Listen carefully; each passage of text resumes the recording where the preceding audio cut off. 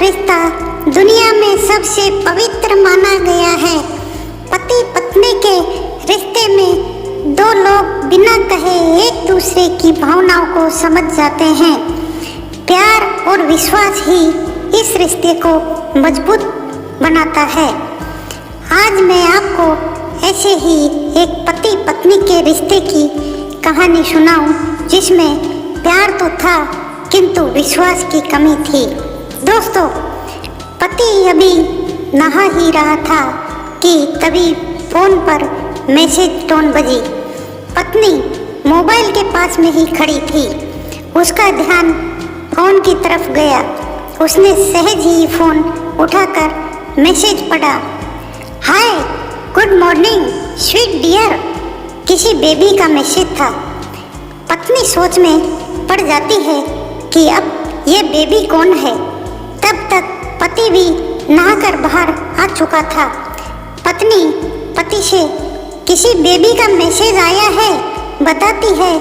पति मुस्कुरा देता है।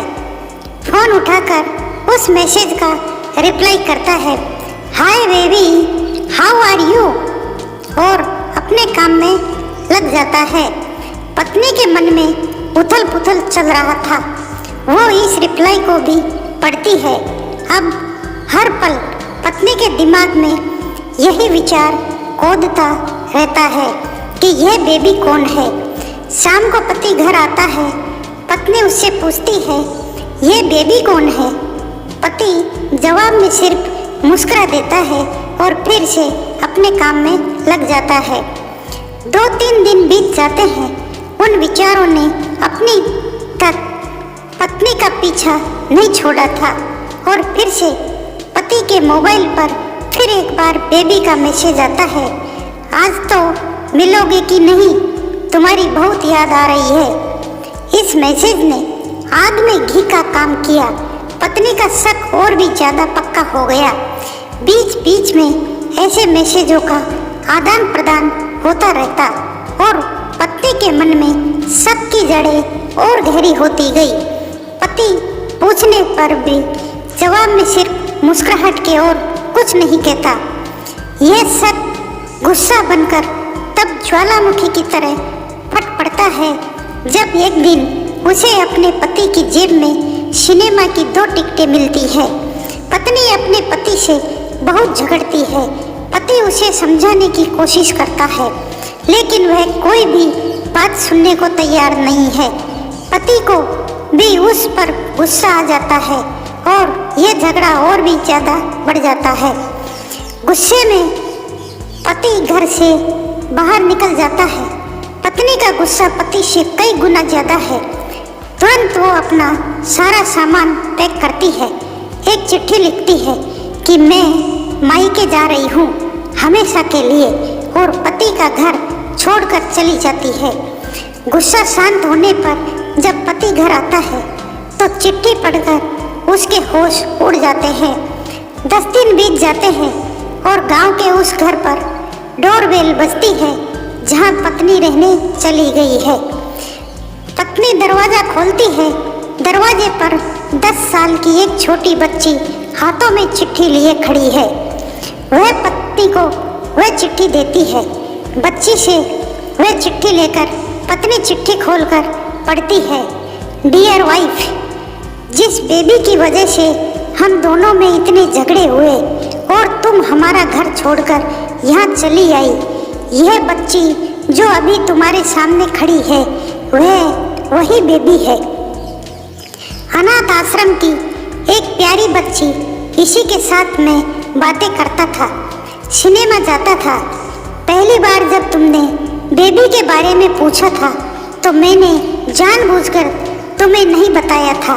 सोचा था थोड़ा मजाक करता हूँ, देखता हूँ तुम कैसे रिएक्ट करती हो, लेकिन मैंने यह कभी नहीं सोचा था कि तुम्हारा शक इतना बढ़ जाएगा कि तुम घर ही छोड़ दोगी। हाँ, सबसे ज़रूरी बात यह तो बेबी है, वह किसी और की नहीं बल्कि तुम्हारी ही बेटी है। रुको, अपने आप को संभालो और आगे की बात ध्यान से सुनो। हमारे शादी के 2 साल पहले की यह बात है। तुम अपने कॉलेज के लास्ट ईयर में थी। तुम्हारे प्रोफेसर ने नोट्स लेने के बहाने तुम्हें बुलाया था और तुम्हें चाय में नशीली दवा खिलाकर ना करने वाला काम किया था। इसमें तुम्हारी कोई गलती नहीं थी, लेकिन कुदरत ने अपना काम किया और तुम्हारे पेट में इस बेबी को डाल दिया। काफ़ी प्रयास करने पर भी अबॉर्शन नहीं हुआ तो तुम्हारे घर वालों ने समाज के डर से तुम्हें 6 महीने तक घर में ही रखा। तुम्हारे पिताजी खुद डॉक्टर है, इसलिए यह बिन मांगा बच्चा बड़ी आसानी से बिना किसी को कानों कान खबर हुए इस दुनिया में आ गए। भविष्य में तुम्हारी शादीशुदा जिंदगी में कोई प्रॉब्लम ना हो, इसलिए तुम्हारे पिता ने इस बच्ची को गांव के एक अनाथ आश्रम में छोड़ दिया। यह बच्ची मतलब यही बेबी जो अभी तुम्हारे सामने खड़ी है, अगर अभी भी विश्वास नहीं हो रहा है तो इस बच्ची के गाल का वो तिल देख लो जो शायद तुमने उसे आखिरी बार रोते हुए देखा होगा, या फिर अपने पिताजी से पूछ लो। पत्नी जल्दी से उस बच्ची को पास में लेकर उसके गालों का तिल देखती है।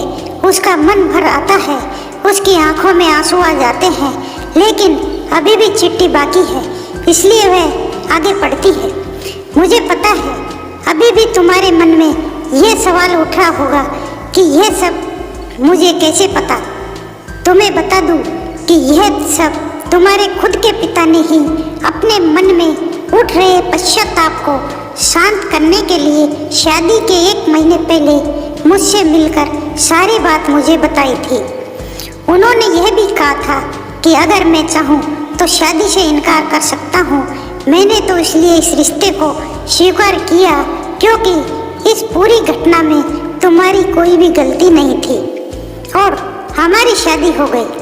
तुमने मुझे बहुत प्यार दिया, लेकिन तुम्हारे पिता से बेबी के बारे में जानने के बाद मैं उससे मिले बिना नहीं रह पाया। मैं बीच बीच में उससे मिलता था। उससे मिलना, उसके साथ समय बिताना मुझे अच्छा लगता था।